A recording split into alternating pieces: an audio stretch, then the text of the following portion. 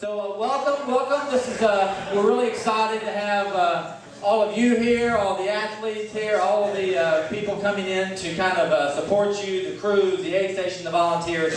We want to do something a little bit different, have an opportunity for you to kind of meet some of the people that really run at the top of this sport and really kind of help, develop some of the things that we're really working on.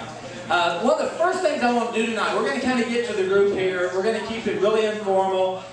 Andy Jones Wilkins with me tonight. Andy, wave your hand back there. Andy, yeah? Mr. Top 10 Western States guy. Been a couple times, right, Andy? Yeah, a few.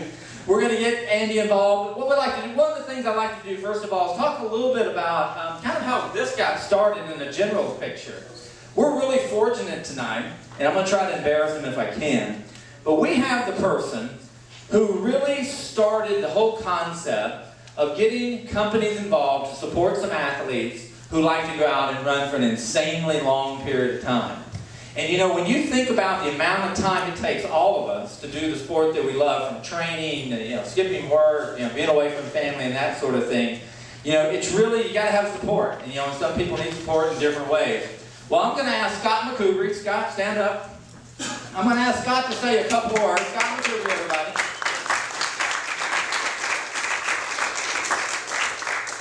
Scott McCoubrey, back a number of years ago, he's going to give you more details, but Scott was really the person who really brought sponsorship to the sport of ultra distance running. Scott's going to give you just a little bit of background of how he pulled that together, how well it went and didn't go.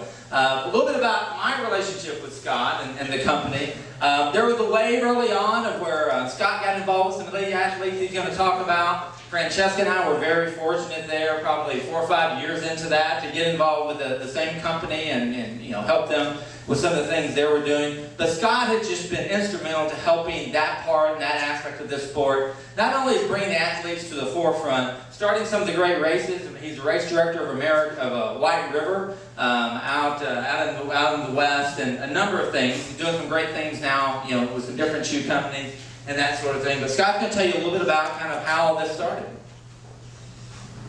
Sure. I didn't prep for this, but I'm pretty good at talking off the cuff, and stop me if I talk for too long, okay? And it turned out at that time, which was around about 1994, there wasn't a whole lot of people out there necessarily competing and running fast. And there was about 3 or 4 people in the Northwest that we started throwing bets at each other and stuff like that, mainly for who was buying beers that night and stuff like that. But we started having a little kind of competition with each other.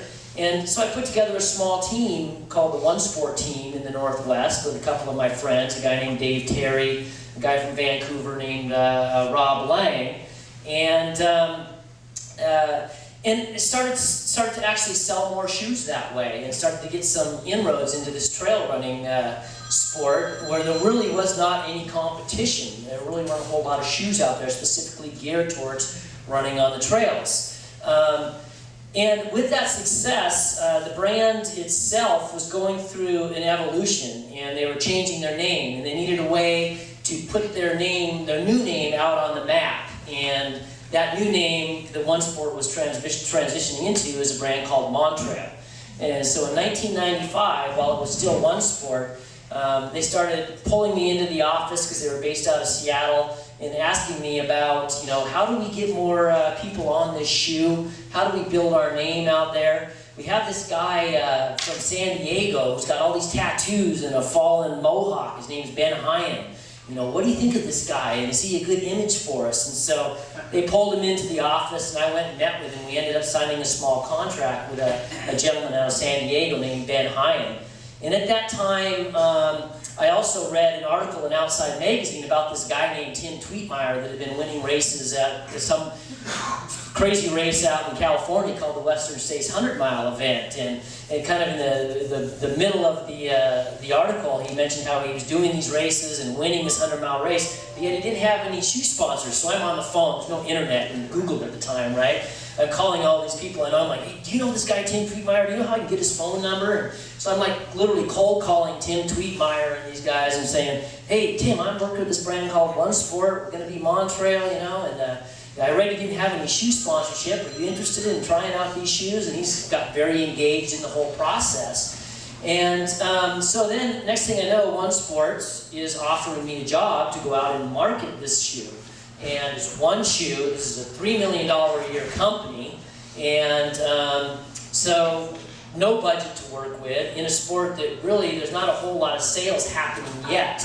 And the idea was to really go out and promote their new name, Montrail, and put it on the map.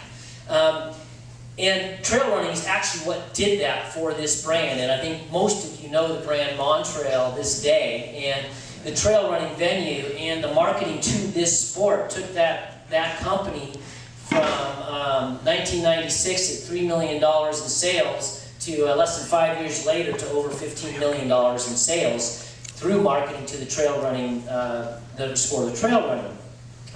But at that time, it was really interesting. It was really a very regional sport, and nobody really knew each other at all. And so I decided that with no money, I got to go out and get to know the nice people in all these different territories that are willing to run on shoes and sleep on the ground and travel along with me with no money, and try to make something happen with it. And next thing you know, we kind of had this regional sport crossing over into more of a national sport, and people from the East Coast getting to know people with Colorado. And part of what I did when I was doing this marketing to the ultra running world was to get people from the East Coast to come out to races in the West Coast, get free entries, pick them up at the airport, and give them support. And if I wasn't running myself, because you can only run so many events here, I'd pace or I'd provide crew for those individuals. And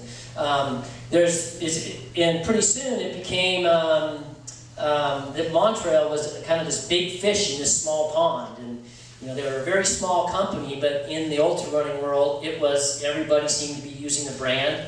And what we really did, the shoe wasn't that great, the Montrail Vitesse. It never really was that great a shoe. But we created kind of this image for the brand and kind of this camaraderie in the sport of ultra running. And next thing you know, about 2.5, 3 years later, I'm losing bids for Western States with the North Face because I didn't have any money to compete on that level monetarily.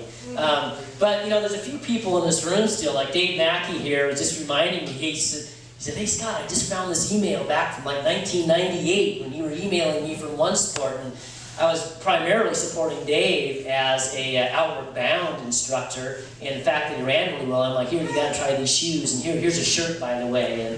And along with the energy we put into it, all of a sudden Patagonia's approaching me and wanting to team up with us, Cliff and Ultimate Directions, and so we kind of got this team thing going on. And I think the North Face, all of a sudden Topher Gaylord and Dean Karnazes started showing up together with a few other people, and then Vask started putting together a team, and ACG, and pretty soon it kind of became this team sport with a lot of camaraderie and whatnot.